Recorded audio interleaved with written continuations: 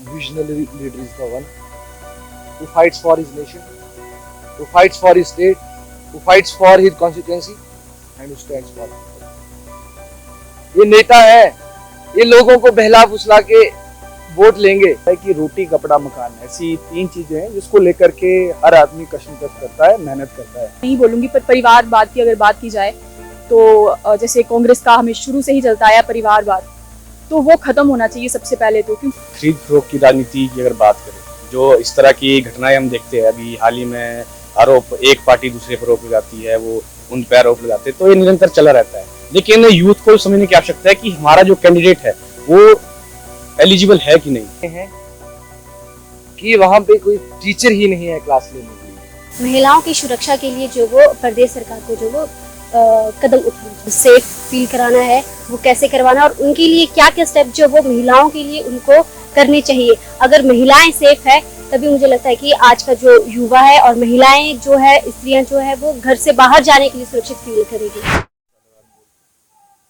Hello and welcome to the news radar. मेरा नाम शिवांशु है और आप सभी के बीच एक बार और हम टीएनआर का पॉलिटिकल अड्डा लेके पहुंचे हैं। इस पॉलिटिकल अड्डा में हम युवाओं से बात कर रहे हैं आज, क्या उनके इश्यूज़ हैं, लोकसभा चुनाव आने वाले हैं और कहीं ना कहीं देश की सरकार चुनने में 60 से 70% जो वोट काउंट है वो युवाओं का रहता है। युवाओं का वोट काउंट रहता है, लेकिन युवा जो हैं वो किन मुद्दों पर वोट कर रहे हैं, मुद्दे हैं या नहीं, इन सब चीज़ों के लिए इस पॉलिटिकल अड्डा में हम चर्चा के लिए हमारे साथ युवा जुड़े हैं। एक एक करके परिचय लेंगे, लड़कियां भी हैं लड़के भी हैं, सबसे परिचय लेंगे, उसके बाद इनके मुद्दे जानने का प्रयास करेंगे। सबसे पहले भाई जानना चाहूँगा, आप अपना नाम बताएं और क्या करते हैं। जी, मेरा नाम ऋतिक पालसा है और मैं यहाँ रीजनल सेंटर में LLB 6 सेमेस्टर का स्टूडेंट हूँ। ऋतिक भाई जानना चाहूँगा, लोकसभा के चुनाव आने वाले हैं, देश की सरकार चुनने का वक्त आने वाला है, किन मुद्दों पर देश का युवा वोट करेगा या बात करें प्रदेश का युवा वोट करेगा? देखिए, युवा जो वोट करेगा वो सबसे पहले तो रोजगार की मैं बात करूँ, एम्प्लॉयमेंट के लिए छात्र सरकार जो है किन निर्णय को जो है ले रही है, और शिक्षा की बात करूँ, शिक्षा भी एक मुद्दा है। हम देखते हैं कि एक समय था जब हमारे देश के अंदर स्टार्टअप्स के लिए जो है बिल्कुल भी लोग आगे नहीं आते थे, और आज हम बात करें तो आज हमारे देश में जो है 1 लाख से ज़्यादा स्टार्टअप्स जो है सरकार ने इस क्षेत्र में भी जो है बहुत प्रयास किए। तो निश्चित तौर पर ये भी मुद्दा एक इस चुनाव में होने वाला है। अच्छा ऋतिक जी, एक और जानना चाहूँगा, युवाओं में खासकर जब भी मैंने सवाल पूछा उनके जवाब हमेशा अलग आते हैं। ये जो खरीद फरोख्त की राजनीति चल रही पूरे देश में या प्रदेश में, इसको आप लोग किस तरीके से देखते हो और क्या यूथ इन कैंडिडेट्स को सपोर्ट करता है या नहीं करता है? देखिए, खरीद फरोख्त की राजनीति की अगर बात करें, जो इस तरह की घटनाएं हम देखते हैं, अभी हाल ही में आरोप एक पार्टी दूसरे पर आरोप लगाती है, वो उन पर आरोप लगाते हैं, तो ये निरंतर चला रहता है। लेकिन यूथ को समझने की आवश्यकता है कि हमारा जो कैंडिडेट है वो एलिजिबल है कि नहीं, हम वो हमारी बातों को उठाएगा या नहीं, ये चीज़ें देखने की आवश्यकता है। ये राजनीति तो आपस में चलती रहेगी, निरंतर चलती रहेगी, लेकिन यूथ को समझने की आवश्यकता है कि हमारा कैंडिडेट कितना जो है एलिजिबल है हमारे लिए। मतलब कहीं ना कहीं जो कैंडिडेसी है वो यूथ को विजनरी लीडर देख के होना चाहिए। जी बिल्कुल, विजन होगा तभी जो है आगे और प्रयास होंगे। तो बंदर, आपका नाम क्या है? आकृति। आकृति जी, आप क्या करते हैं? मैं केंद्रीय विश्वविद्यालय में हिंदी विभाग में द्वितीय सेमेस्टर में पढ़ाई चल रही है मेरी। अगर मैं जानना चाहूँ तो इस बार के आगामी जो लोकसभा चुनाव हैं, देश की सरकार बनाने में किन मुद्दों को देखकर आप वोट कास्ट करेंगे? देखिए, सबसे पहले तो हम वोट तो उन्हीं मुद्दों को लेके करेंगे। सबसे पहले कि जॉब को लेके है, एजुकेशन को लेके है, और कहीं ना कहीं जो वो लड़कियों के लिए सेफ जी। और अगर देखा जाए जो पहले भी सरकार आई और अब भी आई, उनके जो बीच का वो है आपसी तालमेल है, वो खुद ही नहीं बैठ पा रहा है, तो फिर वो जनता के लिए क्या ही करेंगे। और मेरा सबसे महत्वपूर्ण मुद्दा ये है कि जो महिलाओं की सुरक्षा के लिए जो वो प्रदेश सरकार को जो वो कदम उठाना चाहिए।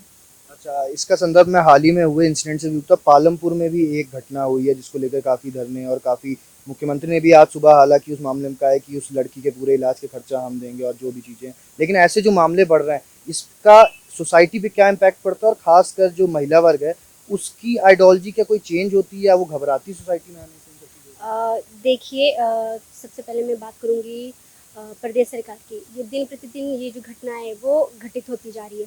अब मैं पालमपुर की बात करूँ, पिछले 2 दिन पहले जो हमारी बहन के साथ जो वो दिन दहाड़े जो बस स्टैंड में जो वो लड़की के साथ ऐसी घटना घटित हुई है। लेकिन प्रदेश सरकार जो है वो इसके ऊपर कोई भी जो वो अपना कार्य नहीं कर रही है।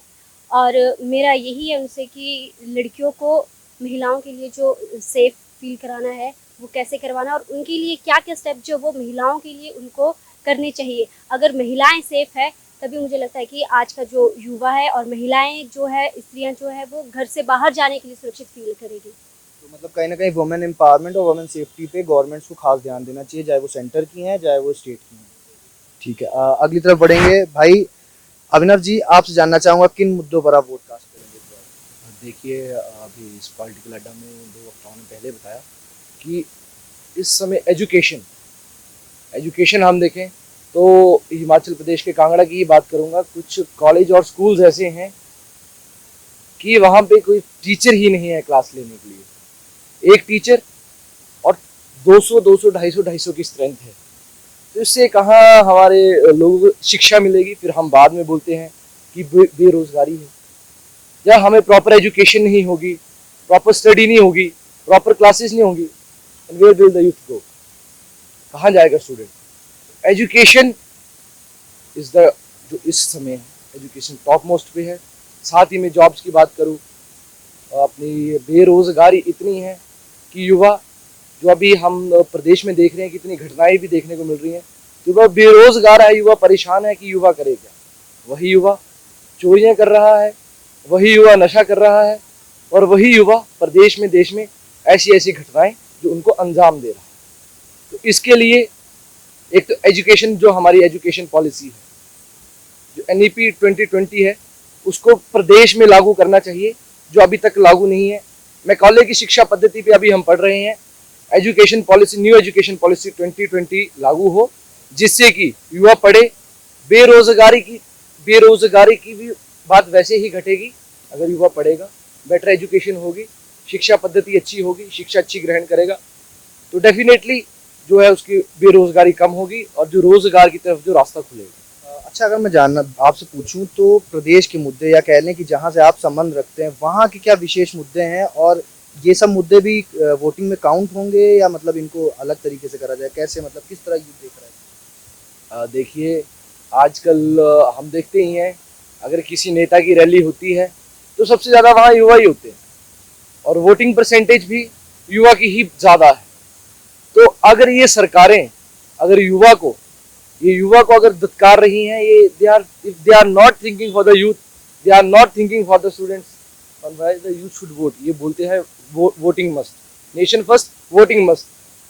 वो तो हमारा मताधिकार है, वोट हम करेंगे, लेकिन वो युवा वोट करता है, मैनिफेस्टो पढ़ता है, मैनिफेस्टो में ऐसी ऐसी गारंटियां, ऐसे ऐसे झूठे वादे होते हैं, वो कब पूरे होंगे?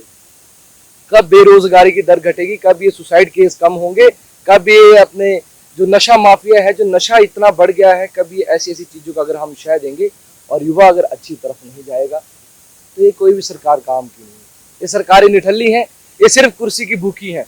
एक उठ के वहां बैठेगा, दूसरा उठ के वहां बैठेगा, फिर एक प्रेस कॉन्फ्रेंस करेगा, एक पे आरोप लगाएगा, दूसरा प्रेस कॉन्फ्रेंस करेगा, दूसरे पे लोग आरोप लगाएगा, और जनता नीचे बैठी मूर्ख बन रही है। तो जनता को मूर्ख बनाने का काम है। आप प्रतिनिधि हैं, आप जनता की मन से सेवा कीजिए ना। एक और चीज़ पे आपको कमेंट चाहूँगा, ये जो नेता होते हैं एक पार्टी छोड़ दूसरी पार्टी में, ना सिर्फ प्रदेश की, ओवरऑल अगर देश भर में भी आप देखें तो बहुत लार्ज नंबर्स में, 400 से ऊपर आंकड़ा पार हो चुका है अभी तक, जिन लीडर्स ने अपनी ओरिजिनल पार्टी ओरिजिन छोड़ के दूसरी पार्टी में शिफ्ट हुए हैं। तो यूथ कैसे इसको देखता है, और आगे जो चुनाव हैं, चाहे प्रदेश के अंदर बाई इलेक्शंस हैं, चाहे देश में लोकसभा के हैं, तो क्या इनमें यूथ जो है ऐसे लोगों पर रिटेलिएट करेगा, कैंडिडेट्स पर सोच समझ कर निशाना साधेगा, या फिर गो विद द फ्लो रहेगा? Visionary leader is the one who fights for his nation, who fights for his state, who fights for his constituency, and who stands for people. ये नेता है, ये लोगों को बहला फुसला के वोट लेंगे।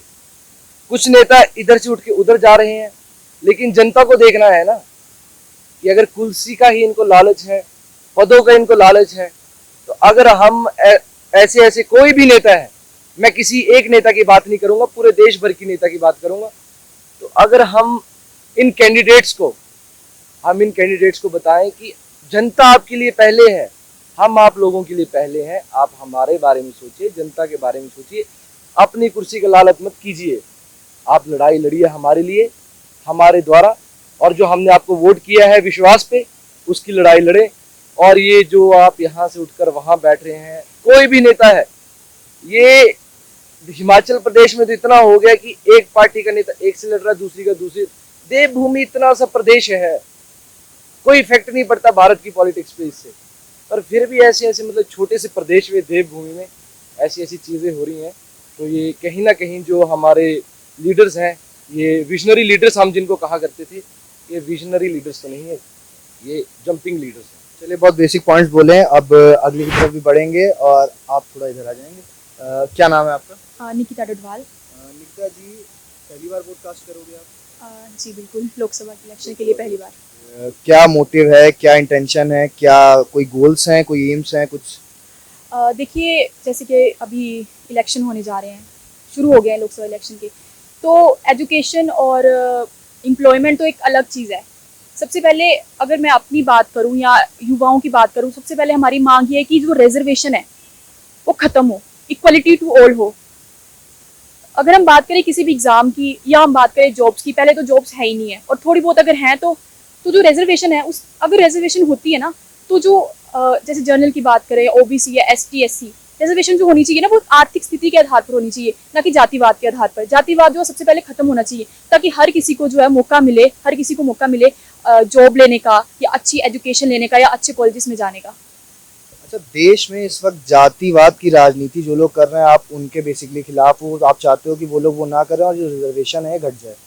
तो देश में कौन सी ऐसी सरकार है जो सबसे ज़्यादा इस टाइम जातिवाद कर रही है? अगर देखा जाए जातिवाद तो चलो नहीं बोलूँगी, पर परिवारवाद की अगर बात की जाए तो जैसे कांग्रेस का हमें शुरू से ही चलता आया परिवारवाद, तो वो ख़त्म होना चाहिए सबसे पहले तो, क्योंकि जो नए युवा नेता आ रहे हैं उनको भी मौका मिलना चाहिए, और हर पार्टी में एक नया चेहरा हर बार सामने आना चाहिए। ये नहीं कि तुम इतने सालों से तुम इलेक्शन लड़ रहे हो, हट फिर के तुम्हारा, कभी तुम्हारी बहन आ रही है, कभी तुम्हारा भाई आ रहा है, हट फिर के तुम ही इलेक्शन लड़ रहे हो। हर किसी नए बंदे को जो है मौका देना चाहिए इलेक्शन में खड़े होने का। और क्या मोटिव्स रहेंगे, और कोई पॉइंट्स हैं ऐसे जो आप मतलब बीइंग अ यूथ और वुमेन आप अप्रिहेंड करना चाहो कि हमारे मतलब प्रदेश की लड़कियों को या देश की लड़कियों को इन मुद्दों पर वोट करना चाहिए? एज ए वुमन सबसे पहले मेरी मांग ये रहती है कि जो है लड़कियों की सुरक्षा सबसे पहले होनी चाहिए। हाल ही में जो पालमपुर में जो एक घटना घटी है, वो बहुत ही शर्मिंदा करने वाली और कलंकित करने वाली हिमाचल प्रदेश जैसे शांत प्रदेश के लिए।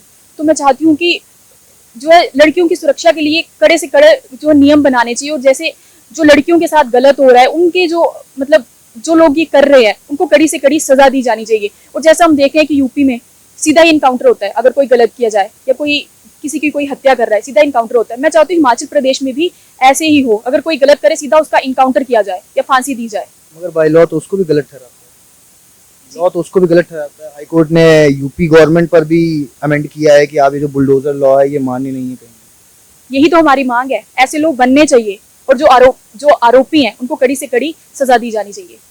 Thank you so much.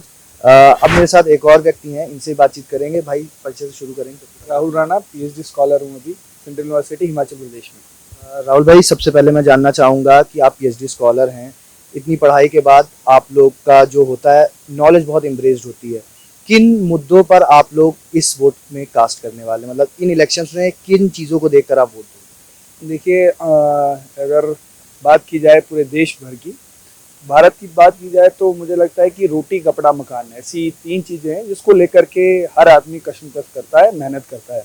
और उस रोटी कपड़ा मकान के लिए क्या ज़रूरी है? वो रोज़गार ज़रूरी है। और रोज़गार के लिए कौन सी सरकार, कौन सा प्रशासन किस तरह से युवाओं के लिए रास्ते खोलता है, ये इम्पॉर्टेंट, ये बहुत बड़ा मैटर है जो सरकारें ध्यान में कहीं रखती हैं, कहीं नहीं रखती हैं। कईयों की प्रायोरिटी होती है, कईयों की नहीं होती है। और यूथ होने के नाते मुझे लगता है कि एम्प्लॉयमेंट जनरेट करना, वो सरकारी एम्प्लॉयमेंट ही नहीं, यानी कि अभी पहले मेरे से पहले भी कह रहे थे कि स्टार्टअप्स की बात कर रहे थे, यानी कि एंटरप्रेन्योरशिप पे कितना ज़्यादा फोकस प्रदेश या देश की सरकार का है, ये मैटर करता है कि प्रदेश या देश में एम्प्लॉयमेंट रेट क्या होने वाला है। तो यानी कि इस देश के अंदर एम्प्लॉयमेंट ज़्यादा क्रिएट हो, सब लोग सरकारी नौकरी पर डिपेंडेंट ना रह करके देश के अंदर स्टार्टअप्स को लेकर के कई स्कीम्स है। अभी अब बात करें, अगर यूनिकॉर्न्स की बात करें तो इंडिया दुनिया का तीसरा सबसे बड़ा देश है जो जहां पर 113 यूनिकॉर्न कंपनी है, यानी कि पहले नंबर पर यूएस, दूसरे पर चाइना और तीसरे नंबर पर जो है भारत आता है। तो आप देखिए कि किस तरह से ड्रास्टिकली चेंज एक माइंडसेट लोगों का कहीं ना कहीं सरकारी नौकरी सेट करके एंटरप्रेन्योरशिप की तरफ बढ़ा है और उससे भारत को कहीं ना कहीं फायदा हुआ है। ये मुझे लगता है कि आने वाले समय में और इस तरह की एंटरप्रेन्योरशिप को लेकर के स्कीम्स, सब्सिडीज ऐसी सरकारें प्रोवाइड जो करेगी, मुझे लगता है कि सबने डिफरेंस देखा होगा कि पिछले 8-10 साल में किसने एम्प्लॉयमेंट जनरेट ज़्यादा किया है और किसने कम किया है। मुझे लगता है कि वो आंकड़ों में देखेंगे तो सबके ध्यान में वो आ जाएगा। चाहे वो अनएम्प्लॉयमेंट रेट की बात की जाए तो 2013-14 की एनुअल रिपोर्ट में कितना था और 2023 और 24 की रिपोर्ट में कितना है, तो मुझे लगता है कि वो सबके आंकड़े ध्यान में आ जाएंगे कि किसने कितना काम किया है। तो मुझे लगता है कि इस तरह के मुद्दे देखते हुए, ऐसे ध्यान में रखते हुए प्रदेश में या देश में जो सरकार, क्योंकि हिमाचल प्रदेश के अंदर भी चुनाव है, 6 विधानसभाओं के चुनाव हैं, तो दोनों विधानसभा, लोकसभा दोनों में ये मुद्दा रहने वाला है। राहुल जी, एक बेसिक सवाल पूछूंगा। आज का यूथ है, बीइंग यूथ, अगर मैं आपसे पूछूं तो आपके लिए hunger index, jobs, literacy rate matter करता है या नॉन वेज ईटिंग और कुछ रिलीजियस कंटेंट मैटर करता देखिए, देश को चलाने के लिए 2 चीज़ें ज़रूरी होती हैं। एक चीज़ है कि हम जिस शासन को चला रहे हैं वो शासन सशक्त चलना चाहिए। दूसरी चीज़ है कि उस शासन की मानसिकता क्या है, यानी कि इस देश के अंदर वो भी लोग रहे हैं, मिनिस्ट्रीज में वो लोग रहे हैं जो इन्होंने इस देश के ही, जिन लोगों ने इस देश पर राज किया और मुगलों ने इस देश पर राज किया, बाबर को ग्रेट बताने वाले, अकबर को ग्रेट बताने वाले लोग भी इसी देश के एजुकेशन मिनिस्टर तक रहे। तो आप सोचिए कि इस देश के मानसिकता को फिर से गुलाम बनाना है मुगलों के या फिर अंग्रेजों के। तो एक मुद्दा ये है कि किस और मानसिकता शासन ले जाना चाहता है। दूसरा है कि एक मानसिकता है जहां पर शिक्षा का भारतीयकरण होने की बात हो रही है, यानी कि इस देश के अंदर, इस भारत के अंदर वैसी शिक्षा दी जाए जो इस देश के मूल्यों पर, जो इस देश के एथिक्स पर निर्भर करती हो, डिपेंडेंट हो। इसलिए इस देश को जो है वो एथिकल टीचिंग के साथ साथ रिलीजियस टीचिंग की भी ज़रूरत है। और मुझे लगता है कि इस तरह से हम लोगों को, इस शासन को भी इन दोनों चीज़ों को ध्यान में रखते हुए काम करना चाहिए। राहुल भाई, आखिरी सवाल जानना चाहूँगा। राजनीतिक उथल पुथलों के बीच प्रदेश से लेकर देश भर में नेता स्वैप हो रहे हैं पार्टीज़ में, और जो यूथ है वो ज़्यादातर देखा जाता है यूथ ही इनकी रैलीज़ में होता है, कार्यक्रमों में होता है।